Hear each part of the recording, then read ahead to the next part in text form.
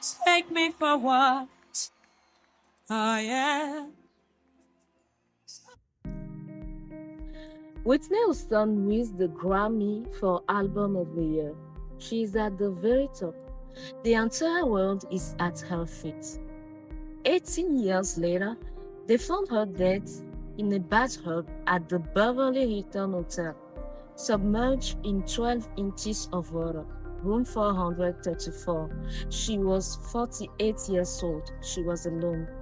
How does a woman who makes the whole world cry with "I will always love you" die with no one there to love her? This is the story of Whitney Houston, the voice that conquered the world and the silence that took it on back.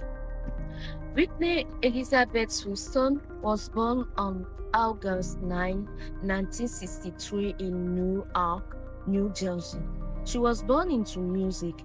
Her mother, Cissy Houston, was a legendary gospel singer. She led the choir at the New Hope Baptist Church for over 50 years. Her cousin was Dionne Warwick. Her godmother was Aretha Franklin. Whitney didn't choose to sing. Singing chose her. At 11 years old, she stands before the congregation at New Hope Baptist Church and sings a solo. The room goes silent. Grown adults weep. There is something in her voice that does not come from a child, a purity, a power, a depth that seems to come from beyond, where, from somewhere beyond. Gospel is not just music in that house. It is breathing. It is prayer. It is the language they speak to God. And young Whitney learns to speak it fluently. But New York cannot contain a voice like hers. As a teenager, Whitney does modeling. She appears in 17 magazines. She sings backup for Chaka Khan. And then, in 1983, Clive Davis, the legendary head of Arista Records, sees her sing in a New York nightclub. He understands immediately. He signs her within weeks. Her debut album, Whitney Houston, is released in 1985. It sells 25 million copies, 3 number one singles, a Grammy. She's 22 years old. Her second album, Whitney Makes History, it debuts at number one on the Billboard 200. The first time a female artist ever accomplishes this. 7 consecutive number one singles. No artist, male or female, had ever done that.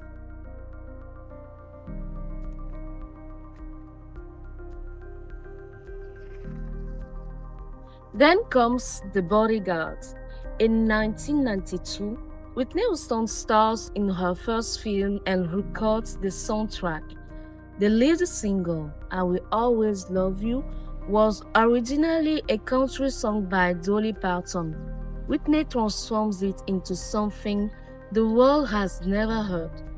14 weeks at number one, the best-selling single by a female artist of all time. The soundtrack surpasses 45 million copies worldwide. And then, at the 1994 Grammy Awards, The Bodyguard wins Album of the Year. She's 31. She has sold over 100 million records. She has shattered barriers no black female artist had broken before. She sings the national anthem at the Super Bowl during the Gulf War. A performance so powerful, it is released as a single and charts in the top 20. The voice, unstoppable. But behind the voice, there was a woman, and that woman was beginning to disappear. In 1992, the same year, the Bodyguard conquers the world, Whitney Houston marries Bobby Brown. The public does not understand. She is America's princess. He is the bad boy of R&B. The tabloids scream disaster, but Whitney loves him, and deeply. and almost immediately the marriage becomes a pressure cooker. Whitney would later confess in an interview with Diane Sawyer that she used cocaine on her wedding day. By the mid-90s, drugs became a daily reality. Cocaine, marijuana, laced with cocaine, pews. The woman who sung about love with the voice of an angel was destroying herself. The public watches. The reality show being Bobby Brown in 2005 turns their private life into entertainment. People laughed at the chaos. Behind the scenes, Whitney's voice deteriorates. The high notes, once effortless bookings, become strained. Concerts are concerts. Rehearsals come and go. In that interview with Diane Sawyer, the one where she is asked if she uses drugs, Whitney says something that should have frozen the entire world. She looks at the camera and says, "The biggest danger is me." She does not blame Bobby Brown. She does not blame fame. She tells the world exactly where the enemy is. No one listens. What killed Whitney Houston was not the drugs. Drugs were the symptom. What killed her was the distance between the image and the woman, between Whitney Houston, the voice, and Whitney Houston, Cece's daughter, the little girl from New York, the one who sang at New Hope Baptist Church and knew that God loved her, not for her God, but because she was His. The world wanted the voice. The world wanted the icon. The world wanted the fairy tale. And Whitney spent decades giving the world what the world wanted, while the real Whitney suffocated underneath. She once said in a rare moment of total honesty, "I'm not crazy about being called an icon or a legend. I just want people to know that I'm a child of God." But the machine does not sell children of God. The machine sells icons. And the icon is what the world received until the icon could not longer survive. On February 11, 2012, the eve of the Grammy Awards, Whitney Houston found unconscious in a bathtub at the Beverly Hilton. The coroner's report concludes accidental drowning with heart disease and cocaine as contributing factors. She had everything and she had nothing.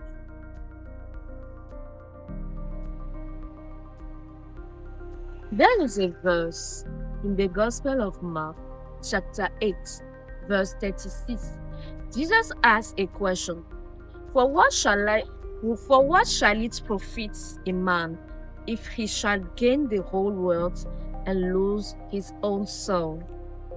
Whitney Houston gained the whole world, Grammy Awards, record-shattering albums, the voice of a generation, 220 million records sold. She gained everything the world felt dire, and she lost herself along the way. Her story is not just a tragedy, it is a mirror. It forces every single one of us to ask the question, what am I building my life on? On something that can be taken from me? Recognition? Money? The approval of others? Or on something deeper? Whitney Houston knew the answer. She grew up singing it in church. She said it with her own lips. "I love the Lord Jesus. I'm not ashamed to tell the world about it." But somewhere between New York and the Beverly Hilton, she forgot what she already knew.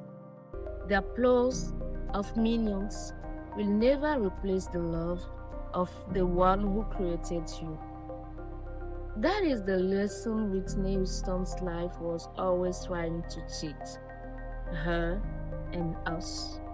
I hope you enjoyed this video. I encourage you to like, subscribe, and share if you enjoyed it. Thank you. Bye-bye.